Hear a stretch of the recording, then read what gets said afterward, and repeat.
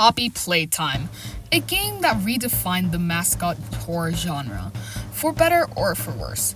And while the game has started off somewhat controversial, you can definitely say that this new era is definitely one that everyone loves. And just like our last video, check that out, the game has definitely maintained somewhat of a reputation. Looking at you, Fortnite, you and your crunch time gamers. But surprisingly, this clean image that Mob Games has managed to put for all these years, while to the untrained eye seems nice, is a lot deeper than you think. Going through 8 channels with 1,239 videos between them all, 10 years of history, a merger, 4 games, a failed series, way too many music videos, and one massive controversy that nearly set the entire company in flames back in 2022. The rabbit hole goes deep, and I suggest that this game is the only thing that's keeping this company alive. So if you could, please subscribe.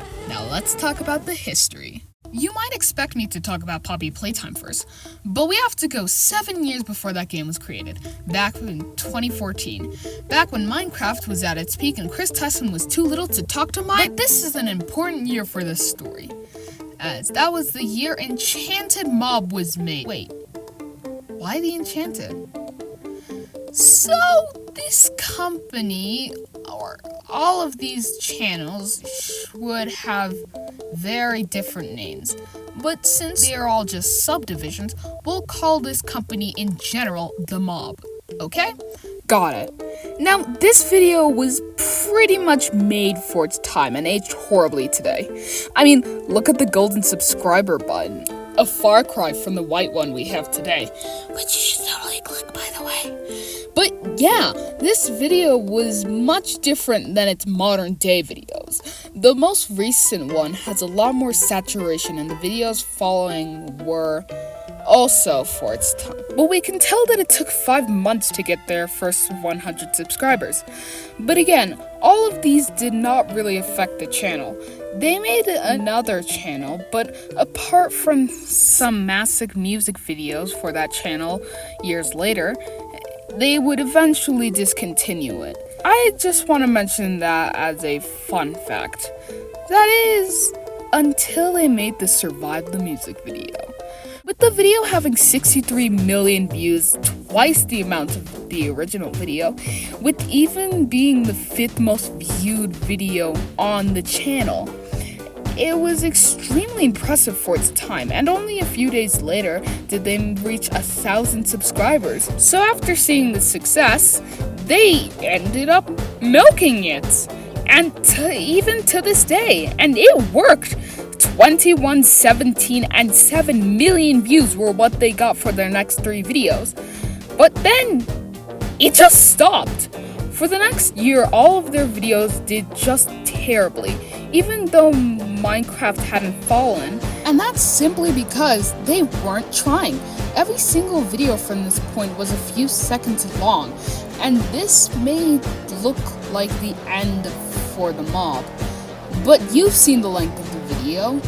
We're not done, cause then we had the Join Us for a Bite music video with 130 million views and the 2nd most viewed video on the channel.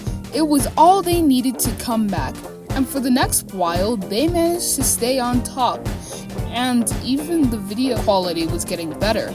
And at this point, the largest channel built our machine, which was a video that I found out about the channel. But nothing interesting would happen until 2020. Something big would happen. And that big thing was the merge between Zaminations and Enchanted Mob. Now, when is hard to find out. Dags, whose video you should check out, by the way, mentioned that it happened in 2020. But the closest date I found to official is the 5th of December 2020, being the first collab. Now, the video already was a success, gaining more than 200 million views from both channels, but this would mark the first somewhat controversial issue. You see, A lot of the video's thumbnails included very sexual themes, and considering how all of these characters were children, and is somewhat creepy, especially as this is a kids channel. Despite that, the mob was still continued to grow, and in 2020, they would start 2 big series that would shape the channel into what it is today. Circus Baby World, a series with 53 million views that ran for a year, and Fazbear and Frights. With 400 million views, the Fazbear and Frights especially is massive. More than a quarter of all of the views from Zaminations are Fazbear and Friends. But apart from there's nothing else to say. At this time, they were mostly known as a cringe kids content farm. But were they? Yes. Despite that, the mob were literally on top of YouTube. They had practically stolen over the animation genre. But that wasn't enough. Poppy-playtime was first announced under the new channel, Mob Entertainment. Now, this was drastically different from the stuff they made. I mean, it's a kids' content channel. And now they're making horror? They really are expanding their empire. But the moment the game released, controversy struck. Apart from the gameplay, with it obviously being targeted to kids, which I'm sure nothing would go wrong with. I mean, even Googling says it's for kids. But from a greed aspect, for 2 main reasons. 1, the game costed $5 when this was a demo, and 2, NFT! I think we all know what NFTs are. Those digital JPEGs that in concept made sense, but in reality is stupid. There's a difference between a plush and a poster. One is something that you can cuddle with. The other, you can just look at it and see the lore. And that's another problem. They're making it so not only do you have to pay extra for the game, but you also have to pay extra for the NFT. You can tell they were trying to milk MatPat. But as a plus, they would redeem themselves. They made Chapter 1 free and removed the NFTs, and the quality of the games would drastically improve. So, problem solved, right? Oh, I wish that were the case. There's something I've not really been telling you, and that's the work culture of the company itself. We're gonna split this part into 3 parts: the plagiarism, the toxic work culture, and the apology. With the plagiarism, we're gonna have to bring Ekaroaster, and he made a game, Venge. Now, looking at the trailer, the uneducated might think, so it's just the worst version of Poppy-playtime and a copy? Except, 1, rude, 2, this trailer was made on the 28th of February 2022. 2 years before Poppy-playtime would make theirs. And it's things that make you... Hey, so, Post Marvasco here. Just wanting to say, ignore what I said here.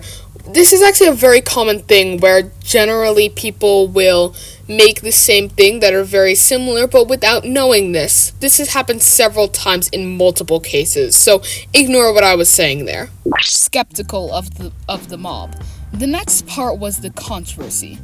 Oh my god, the controversy.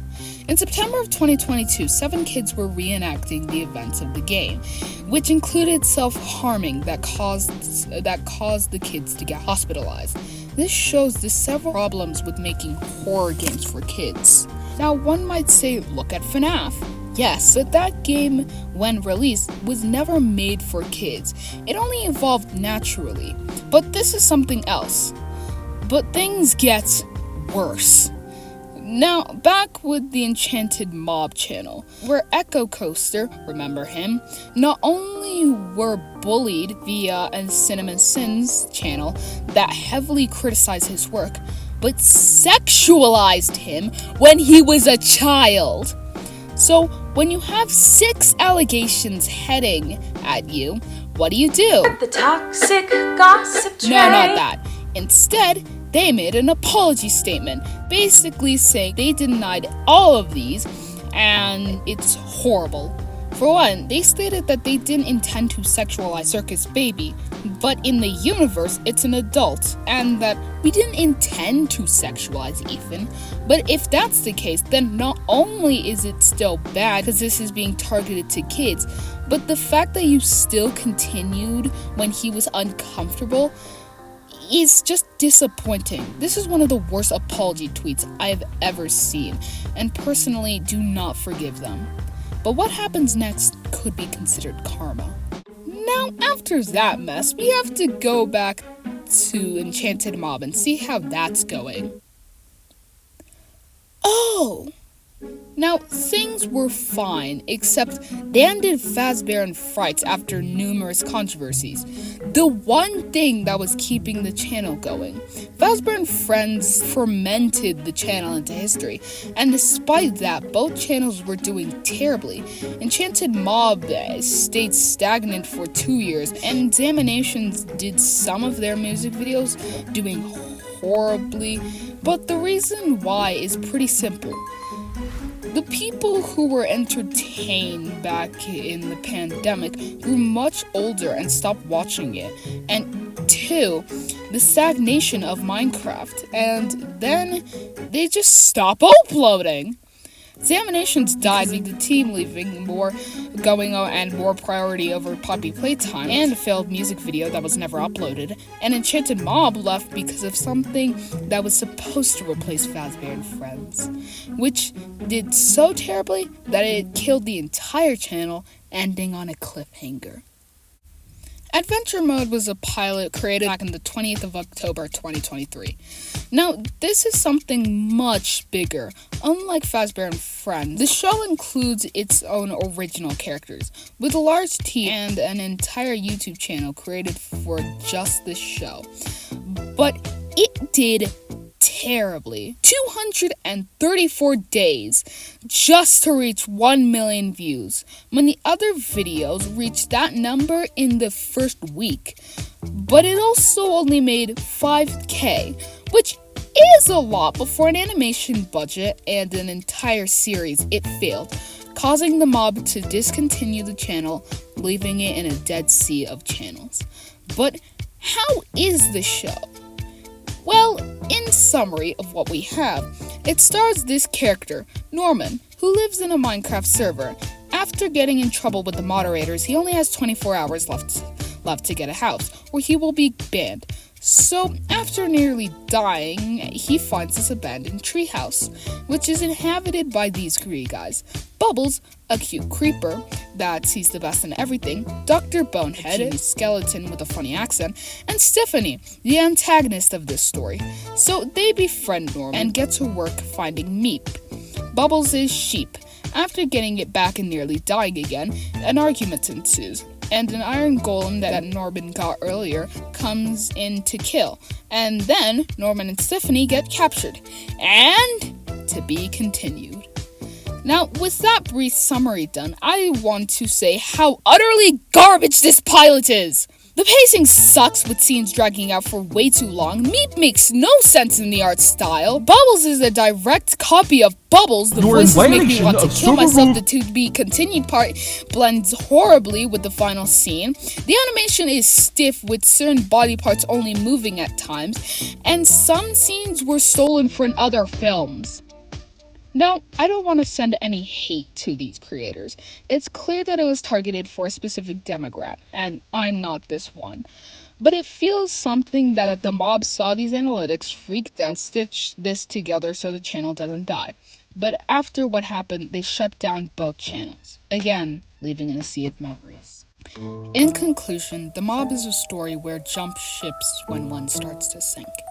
It looks like Poppy-playtime is the only thing that's keeping the company alive, and it better do well. But hey, there is a movie apparently coming soon, so maybe the company can have a second chance with entertainment. But that still doesn't exclude the toxicity that this company has shown. It's still fascinating that a channel this large would be able to produce so much, yet gone tangled into so much. This game really started a new chapter in the horror indie genre, and despite the terrible things that this company has done, hopefully they won't repeat the same mistake twice. Thanks for watching.